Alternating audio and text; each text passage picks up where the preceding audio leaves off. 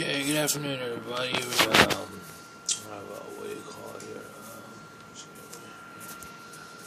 Article here on the royal wedding, and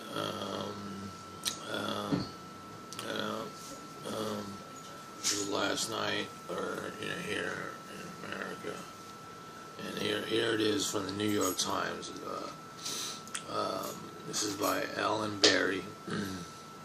From the New York Times, as Prince Harry and Meghan Markle wed, a new era dawns, by Alan Berry.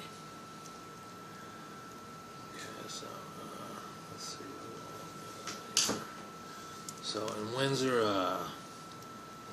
England, a 1,000-year-old castle echoed extortions of an African American bishop and a gospel choir on Saturday, as Prince Harry wed Meghan Markle, an American actress, nudging the royal British family into a new era. Miss Markle, who had long identified herself as a feminist, entered St. George's Chapel rather than being given away by her father or anyone, a departure from tradition that in itself sent a message to the world, was met halfway by Prince Charles and her future father-in-law, and presumably the future King of Britain.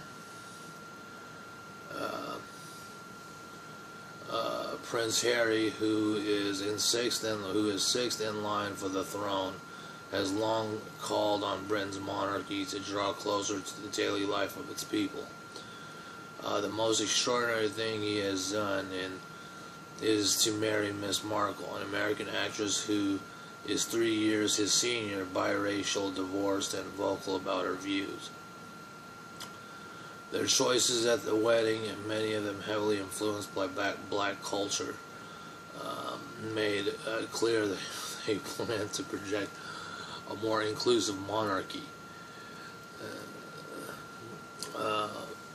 In a time of tribalism and separation, it was a clear move toward the integrated modern future. From the oldest of houses, seated directly opposite Queen Elizabeth II, Miss Markle's mother, Doria Raglan, a descendant of slaves on plantations of Americans in the American South. In the knights' stalls supporting Miss Markle, beneath rows of medieval swords and helmets, sat a constellation of American celebrities, among whom Oprah Winfrey, with a great gift of openness and emotional candor, has become an icon for black women. There are Hollywood and humanitarian mega celebrities, George and Amal Clooney, and the tennis star Serena Williams. Gospel choir sang the Benny King song "Stand By Me," and the couple exited the rousing civil rights anthem "Little Light of Mine."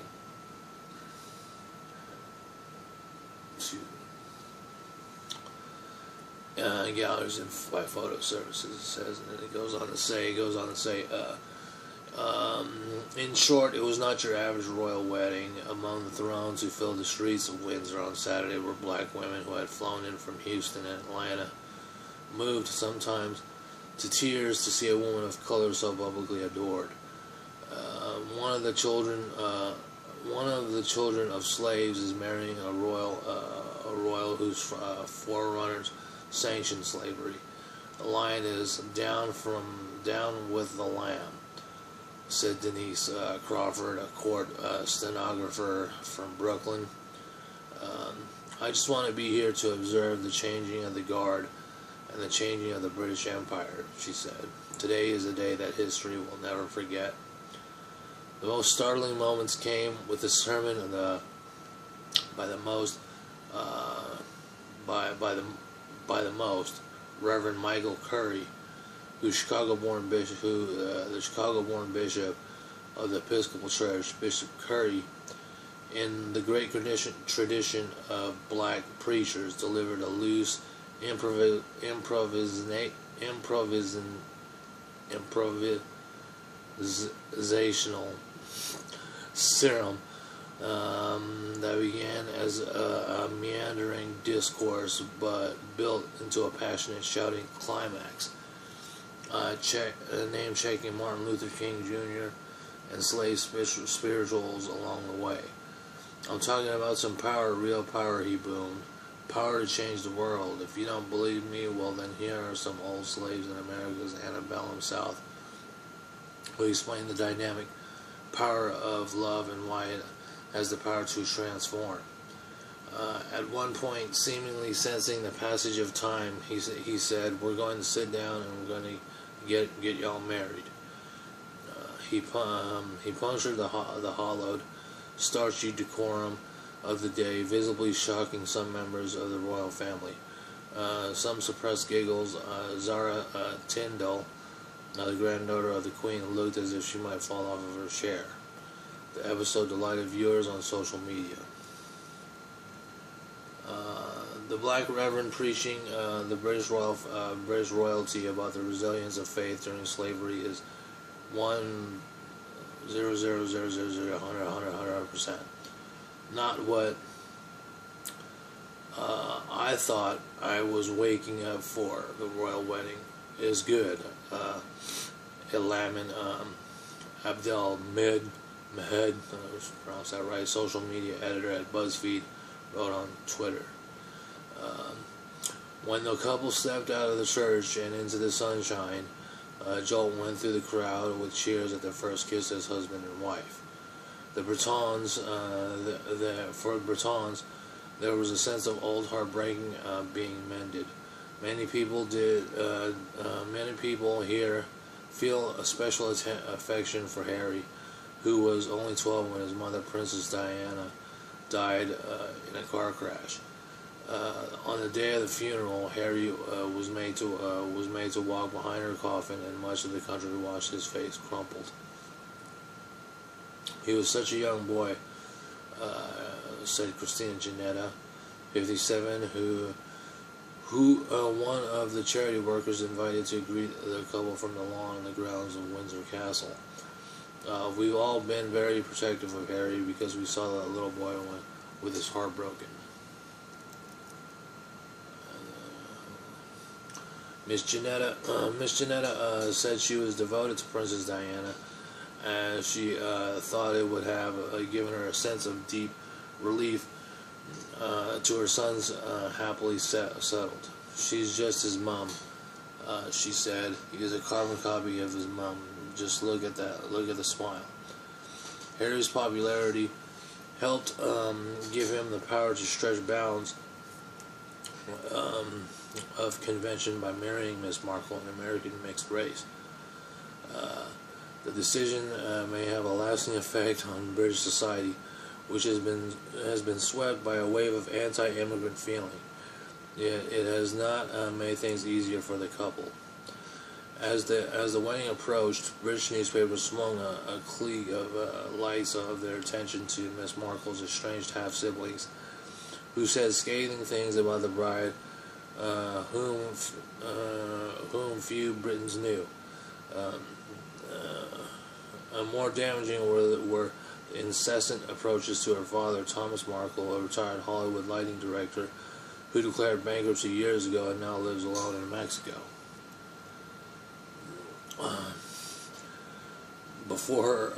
A week before the ceremony, the Daily Mail reported that Miss Markle had concluded with a photographer to stage seemingly candid pictures.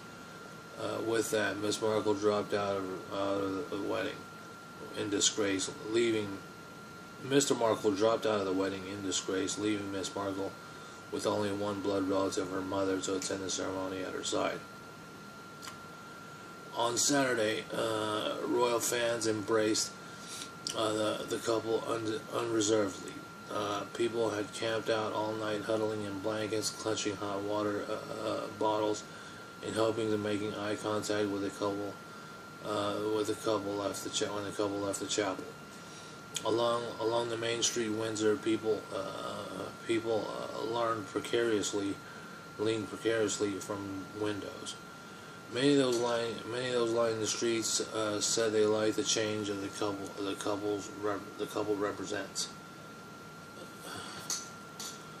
It's very good for the monarchy that Meghan Markle is a divorcee, said Kristen Fun, a nanny who traveled from Paris to attend the celebration. It breaks a taboo. It's magnificent.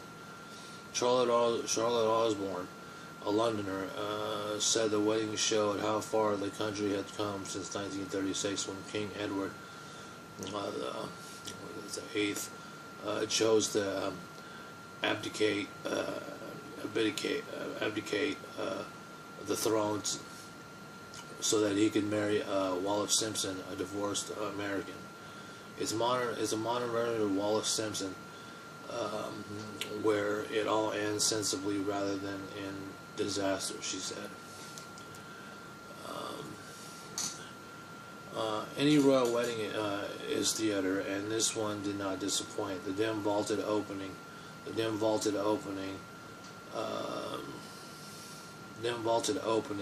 of St. George's Chapel, whose construction was finished in the reign of King Henry VIII, was so densely crowded, the meadow flowers that it felt so densely crowded with meadow flowers that it felt as if you were stepping into a wonderland.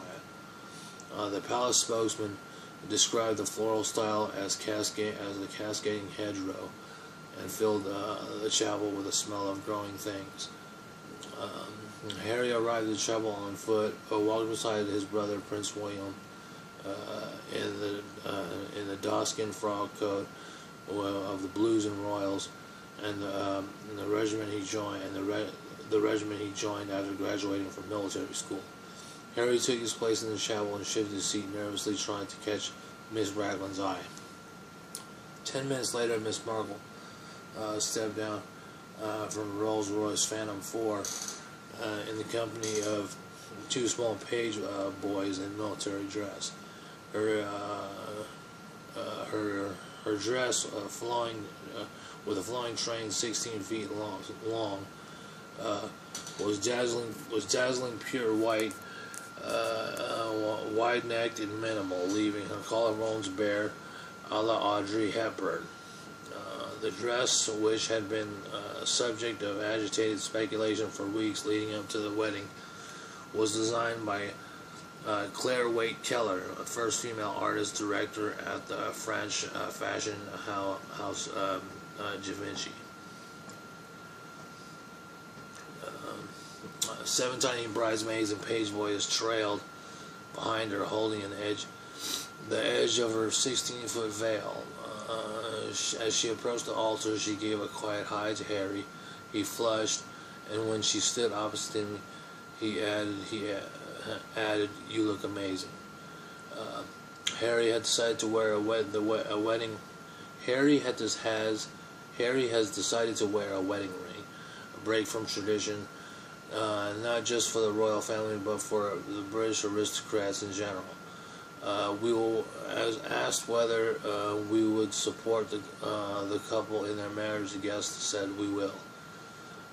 As a bride, Miss Markle stood apart from Diana, a 20-year-old who disappeared inside poufs of meringue, and from Kate Middleton, now the Duchess of Cambridge, a school friend who had known William for 10 years at the time of their marriage, and was well known to the British public.